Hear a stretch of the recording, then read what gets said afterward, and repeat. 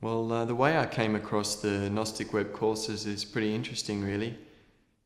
What drew me to it basically was that I just kept waking up paralyzed in the middle of the night, and I didn't have a clue what was going on. I was terrified of it, to be honest. But for many nights in a row, for weeks, I just kept waking up in the middle of the night, unable to move, paralyzed, and I'd feel this fear because I didn't know what was going on. And I even took to turning a light on at night and trying to stay up to avoid it. So I didn't know what was happening, and this led me to do some research on the internet, and I looked up sleep paralysis, and I found out that some people call it a sleep disorder, and it's just something that happens. But I also found another site, this site, which had information about astral travel. And one thing I learned through reading about it is that paralysis is a natural part that happens when we sleep.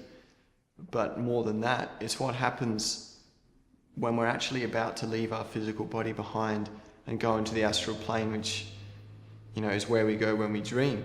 And I thought, well, that's something I didn't expect. So suddenly my problem became something kind of interesting.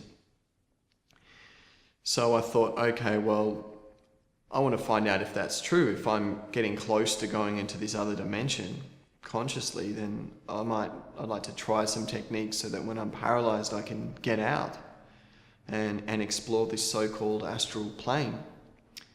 So I signed up for the astral course, and I couldn't wait for it to start.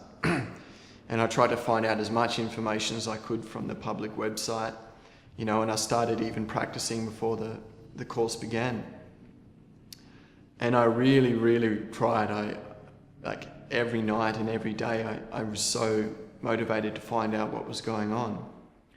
And I was amazed when I found out that yes, it was possible, and I actually did make it out. And since then, I signed up for the other courses. I never was interested in self-discovery or anything like that.